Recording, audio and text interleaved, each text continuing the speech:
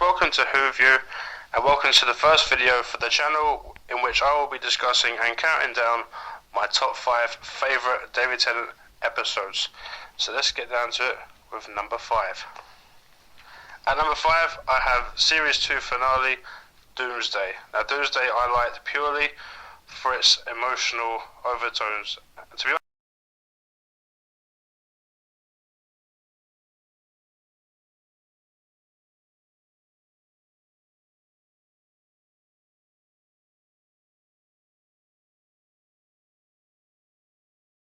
especially with the Doctor about to reveal his feelings, saying Rose Tyler, and then he vanished. It's like heartbreaking.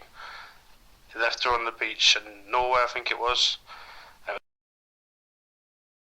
The first companion we lost in the New Who, yeah, definitely, and it was very emotional. So that was one of the reasons. And the second reason is, come on, Daleks and the Cybermen in the same episode.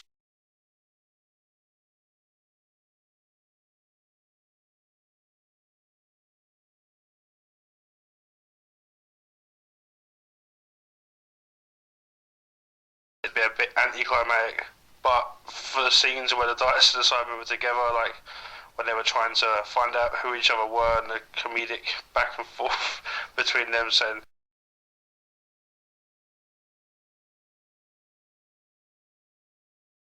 no, we would destroy the Cybermen with one Dalek.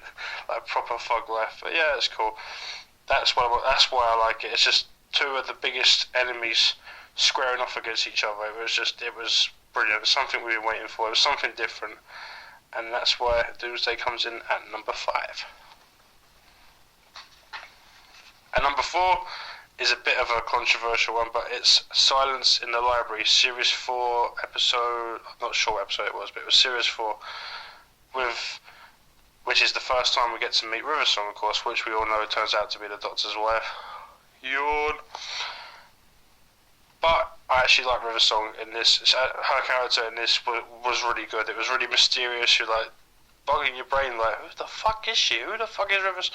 And she seemed to know the Doctor very well. He had literally no idea who she was at that point, and that's why I liked it. I mean, for starters, the Vashtarada, they were fucking terrifying. I could not sleep for a week after watching that episode. They were freaky. I mean, space piranhas, shadow piranhas. I mean, holy fuck, I was so scared. And then with Riversong in it as well, the story was a bit dull, but her bits with her and the Doctor said, "Oh, I know you," and he had no clue. She told him that he could open the TARDIS with the click of his fingers, and then he does it at the end. I thought, oh, it was brilliant. But yeah, then after that, Riversong doesn't really interest me. But she was good in this episode. And I like to see the relationship between her and the Doctor sort of go off from there. And he was like sort of warming to her at the end. At the beginning, he was really suspicious of her. But no, this episode, the story was a bit bad, but for Riversong, I think I'll give it. It deserves number 4. And number 3 is one of my favourites from Series 3. It's Daleks in Manhattan. The 2-part. I like both parts, but I count them as one episode anyway. And I like it for 3 reasons. The first reason is it made the Daleks ruthless and evil again. I mean, the guy from, I think his name was Solomon, the one who tried to keep the peace with the people and the Daleks, and then he gave them a really good motivational speech, something that's like Shia LaBeouf would be proud of. And then they just fucking shot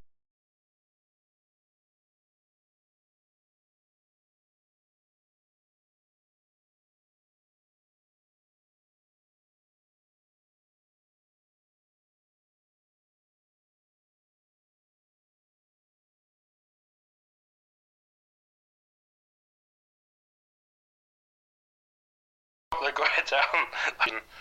As it took them in a new direction, it was something different. It wasn't the same stuff. They just keep turning up and trying to invade.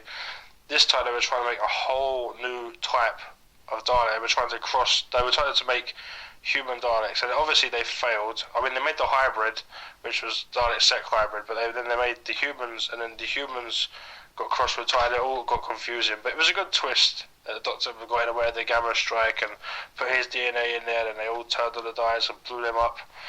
It was good fun. Lots of destruction. The third reason, obviously, was the hybrid itself. I mean, the Diet hybrid, I would find that fascinating. That was a really good twist of the story. And to be honest, I was a bit frightened that the Diets had that sort of power. I mean, I thought, I wouldn't like to be that guy getting sucked into the mutant. Oh no, it was horrible. And then him turning good towards the end was really, really fucking awesome. I mean, I thought a good. I mean, it wasn't really good, but he was learning. He was thinking, having his own thoughts, not the thoughts that had been put into him for when he was mutated as a Diet, obviously by when he was created. But he started to have emotions, and then the other Diets obviously thought, oh, fuck this guy. This guy's different. Fuck that. They hate everything that's different. So then they killed him. They killed their own leader. And I thought that was fucking awesome. I mean, so that's why this comes in at number 3. At number 2, we have Blink. Now, Blink I loved because it introduced the Weeping Angels, and they are the ones that I'm most scared of. They are fucking freaky, but they're awesome at the same time. And Blink really showed, it was in the introduction of them, and it done it so well. It was so scary. I mean, I didn't sleep for a week after this because I was too scared that every statue I walked past, I just would not stop blinking. I would just like sit there and not blink at all as I was walking past. I was that paranoid, as you do when you're a child. Now, Blink was good. I mean, for starters, for a really Doctor-like episode, he was only in it, obviously, through the recording. But still, it was interesting. The character of Sally Sparrow, she was really enjoying. Her story was good, and she carried that whole episode really well. It kept me invested in the story. And then obviously the Angels were absolutely fucking terrifying, and you couldn't take your eyes off the screen, but you wanted to hide at the same time. It was strange. It was a strange feeling. And I actually think the Angels are Stephen Moffat's best work. Definitely, they are my favourite. Probably my favourite villain. They are absolutely scary, and that's why Blink is so high up. I know a lot of people say it's overrated, but it's really not. I love the episode. That's why it's at number 2. At number 1, we have The Waters of Mars.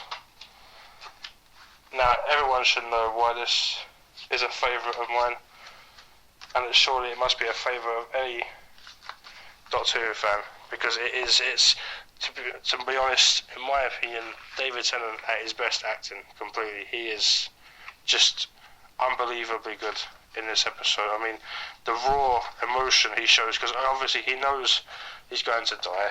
He knows his time's coming to an end, and he's doing everything he can to avoid it. And you can tell he's trying to avoid it. And it's just the acting is just brilliant. The way he comes across as he's starting to think, well, I'm a Time Lord, you know, fuck time. Time is mine to control. And the fact that he knows them people are the people on the bar's base are a fixed point. They have to die. He has to watch the people that he grows to love. He has to watch them all die. He knows he can't do anything about it. And then at the end, towards the end, he starts to think, well, fuck time, fuck the rules. I'm a Time Lord. It's mine to control. I mean, there's one bit where he's really good, where I think he says something like, I'm fighting the whole of space and time and I'm going to win. It was scary to see. It was a really strange side to him. And then you have the water zombies from the waterborne virus, and they're fucking terrifying. They would just look, shivers down my spine every time they were in a scene. And also,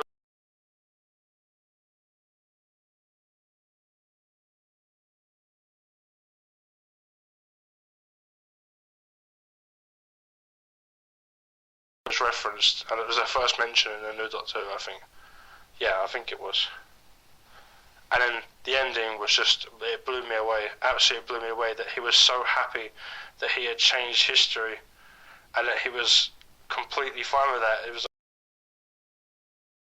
because he had changed history, and then walking off, and then Adelaide going into the house and killing herself to restore. I mean, that's I think that's possibly the darkest moment Doctor Who has had.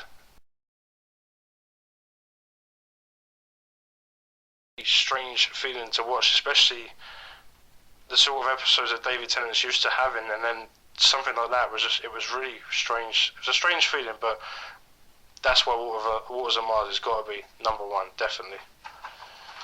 So anyway, guys, thank you for watching. If you agree with me, give me a thumbs up. If you disagree, thumbs down. And any opinions, I'd love to know in the comments. Let me know what your 5 favourite episodes are of David Tennant's era. And until next time, see you later.